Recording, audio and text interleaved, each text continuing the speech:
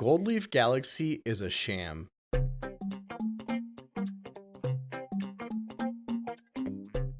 I don't think it's much of a secret that this is basically Honey Hive Galaxy mirrored. They must have figured, hey, they eat it up in Mario Kart, let's do it here. They managed to change it up a bit. Primarily aesthetically, they make it into a fall season rather than the summer of Honey Hive. But I think more importantly, we need to figure out if this is a good stage on its own. Because let me tell you, if you're going to take the second stage in the game and throw it into the second half of the game, you really gotta put in some effort to make it stand out. I'm talking an uptick in difficulty, more creativity in the challenges, and in general justifying your ability to reuse an entire stage layout. Gold Leaf Galaxy gets a lot of scrutiny, and rightly so, because quite frankly this stage paints a target on its back just for existing. Now for the sake of this retrospective, in the previous segment I mentioned that Freeze Flame Galaxy and Dusty Dune Galaxy are a step above everything that came before. I've always kind of felt like Freeze Flame is when the game actually begins. Everything prior to that felt like it was more spectacle than gameplay. Starting from Freeze Flame, I felt like the gameplay has as much of a significance, and maybe even more than the spectacle.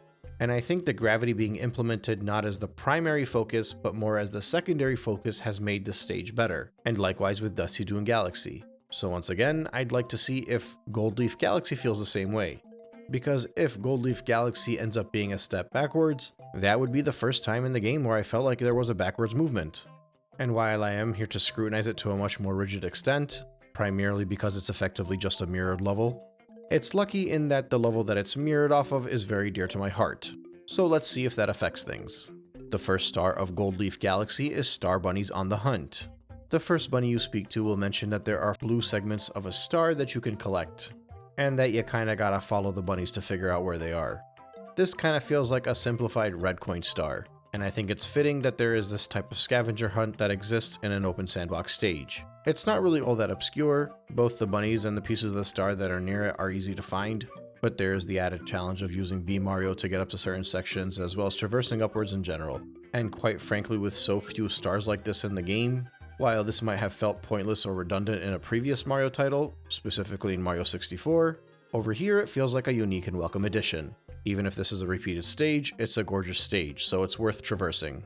And ultimately, that's not all of it either. You get sent off into this planetoid where you're meant to chase this bunny rabbit to capture it. It's pretty quick, but once you add the walls on the side by ground pounding, it gets pretty easy. This is not really relevant to the star, but every time I do a bunny chase, I really wish I have a dive. But regardless, when you get a hold of the bunny rabbit, you get your first star. So far so good. Star number 2 is titled Cataquack to the Skies. While the previous appearance of the Cataquacks I felt made sense because it was in a beach level, over here I feel like they stick out like a sore thumb. It's not something I'll hold against the stage by any means, but it is pretty funny how they were shoehorned in here. But I guess the entire stage model was shoehorned in.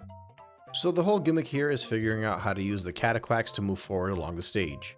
At first it's a simple flick upwards to get to the launch star, but then you need to utilize B Mario in addition to the Cataquack to fling yourself upwards to get to the next areas.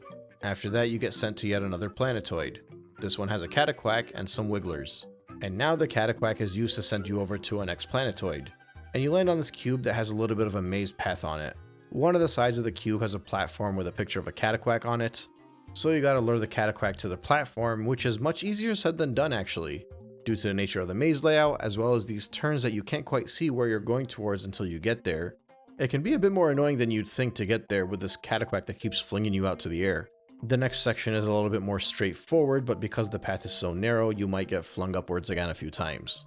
And this all culminates in the final section where you need to use a Cataquack to fling you upwards so you can get the B Mario. But again, that's simplifying it. There's quite a bit going on here. Even a Jenga tower of all things. So you need to do a good job luring the Cataquack towards you. But you also gotta be careful to not take a hit from all the enemies that are around you.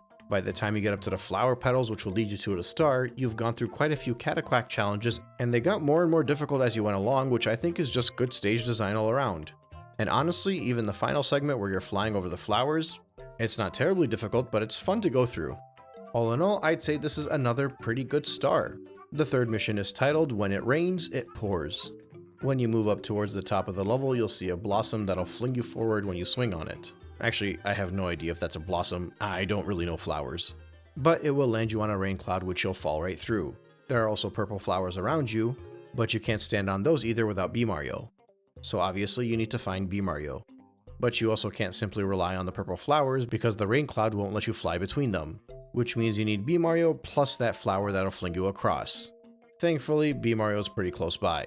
After you get across, you get into this wooden platforming section. You'll have to jump over rain clouds, as well as make your way across while being careful to not get hit by rain clouds to lose B Mario.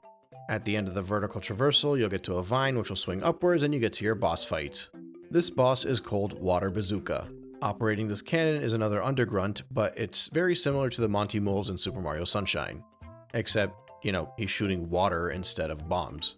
The trick here is to ground pound the platform at the end of the level, and then come back and ground pound the cannon. It's pretty simple for the most part. You might get shot by a water balloon and just be slowed down a bit, but that's about it. I think in general this is a fairly basic star, but it's not one that I would say is terrible by any means.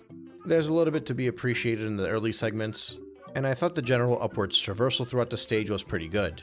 The boss fight, however, is on the easier end, and I think that's mostly because it's a water bazooka and not a regular bomb. I actually think if they defeated this guy the same way you defeated him in Sunshine, in that he would throw a bomb at you, you'd pick it up and throw it back at him, it would have been a lot better of a fight. But I don't think this star is bad enough to say that it drastically drags down the stage. I would say that so far with the 3 stars at hand, this stage can sit along Freeze Flame and Dusty Dune.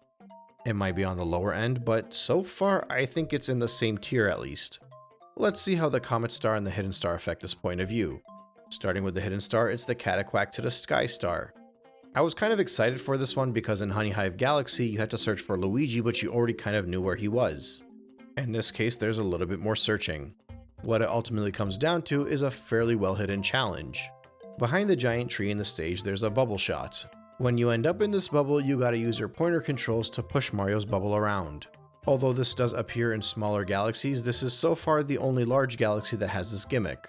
And I think this is one of the harder gimmicks to get used to in the game. But I also think you've done enough with the pointer controls that this feels like the next logical evolution in testing your skill.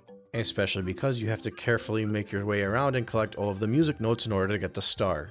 So for me, I'm all on board with this.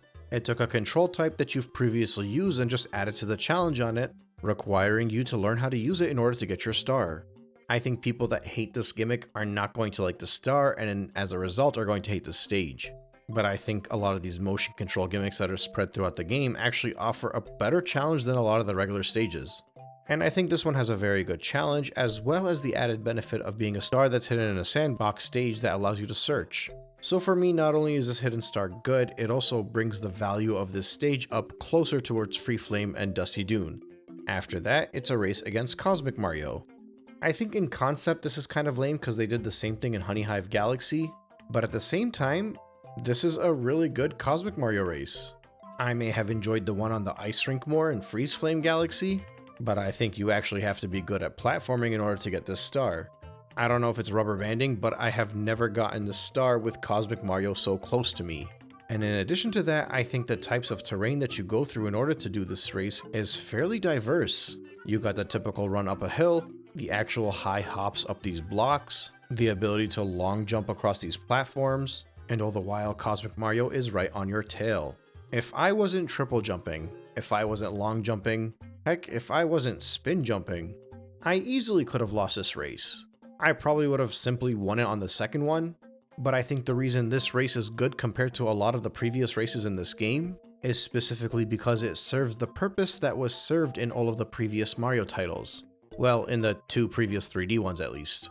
Racing against Koopa the Quick showed you that you had to be a little bit more efficient in your maneuvers to keep up with him, but even more so in your races against Il Piantissimo, or even in your chases against Shadow Mario.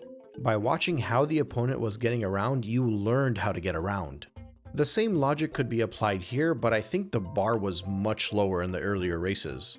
Like, I think if an average player was just running through this one trying to get to the end, seeing Cosmic Mario move the way he was would have prompted them to try again and attempt what he was doing, which is effectively already where my skill level is. And now I don't think I'm the best Mario Galaxy player in the world. I don't even know if I'm in the top 20 or 30 or 40%. But I will say that if I barely won this race, I'm guessing a good 50% of people lost it. Minimum. Which quite frankly is how I felt in my races against Il Piantissimo. It's just crazy because in Sunshine, I basically always said the races against Il Piantissimo were too easy, which means everything prior to Gold Leaf Galaxy wasn't just too easy, it was pointless. Obviously, I say that in the context of the Cosmic Mario races, but I think this race cements it for me. Gold Leaf Galaxy is a good level. It doesn't take the game a step backwards. I still feel like I like Freeze Flame and Dusty Dune more than this one, but it sits in the same tier. Difficulty-wise, stage mechanic-wise, I feel like this is the next level up beyond Gusty Garden and Ghostly. And I think the fact that I was able to do that despite being a mirror of the second level of the game is even more impressive. And what's even more impressive beyond that is that the missions don't even feel redundant. Despite the similarities, this one feels unique. Do I think it's a good idea that they reuse the exact same stage? No. But I think when you scrutinize a stage and really dig deep into an analysis, at the very least I can say that if they were to mirror a stage, they at least did a very good job implementing it and making it feel like its own. While also respecting the fact that this is stage 10, while the one it's copying was stage 2. I'll be honest, going into this, I didn't think Gold Leaf Galaxy would be a win. But ultimately, it is. And now we have 3 stages in a row where I feel like this is where the game is actually really good. Everything before that felt like child play, like a tutorial, like a somber cinematic spectacle that you're supposed to enjoy and just accept that this was how it's going to be. But in the past 3 stages, no, this is Mario, and it feels like Mario, in all the right ways. So here's the next test we gotta figure out. I remember Sea Slide Galaxy feeling extremely redundant. So now we gotta see if that one can do what Gold Leaf Galaxy did, exceed my expectations, and prove it's a worthy stage to live up to the ones that are coming before it. Let's discuss this in Sea Slide Galaxy.